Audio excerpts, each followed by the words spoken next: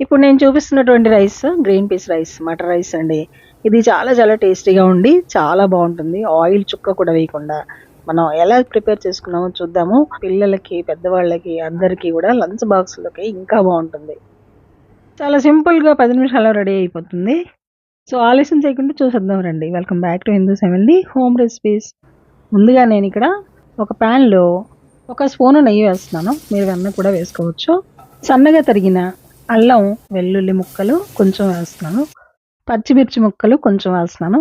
కొంచెం జీలకర్ర, బాయిల్ చేసిన గ్రీన్ పీస్ ఒక కప్పు వేసుకోండి. లేదంటే మీరు ఎక్కువ రైస్ చేసుకోవాలి అనుకుంటే ఇక ఎక్కువ వేసుకోవచ్చు. నేను ఒక కప్పు రైస్ వేస్తున్నాను, బాయిల్ చేసినటువంటి రైస్. కొంచెం పెద్ద మంట పెట్టి కలుపుకోవాలి. పిల్లల లంచ్ బాక్స్‌లోకి చేసేటప్పుడు కాస్త జీడిపప్పు కూడా వేస్తే పిల్లలు ఇష్టంగా తింటారు. రుచికి సరిపడా సాల్ట్ వేసుకోండి. నేను పింక్ సాల్ట్ వేస్తున్నాను. మీరు నార్మల్ సాల్ట్ వేసుకోవచ్చు.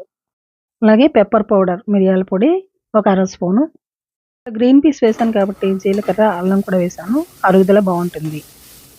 కొంచెం కొత్తిమీర తరుగు, ఒక చెక్క నిమ్మరసం పిండుకోవాలి. మంట కొంచెం పెద్దది పెట్టి బాగా టాస్ చేసుకోవాలి. ఇలా కాసేపు కలిపిన తర్వాత సర్వింగ్ ప్లేట్లోకి తీసుకోవాలి.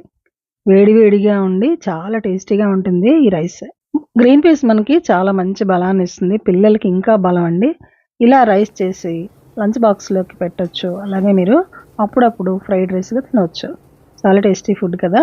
పిల్లలకి తేలిగ్గా జీర్ణమై పొట్ట లైట్‌గా ఉంటుంది. సింపుల్‌గా 10 నిమిషాల్లో అయిపోయే రైస్ ఇది. చాలా బాగుంటుంది. ట్రై చేయండి. వీడియోని లైక్ చేసి సబ్స్క్రైబ్ చేసుకోండి. మరిన్ని రెసిపీస్ కోసం చూస్తూనే ఉండండి. Hindu సెవెన్‌లీ home recipes.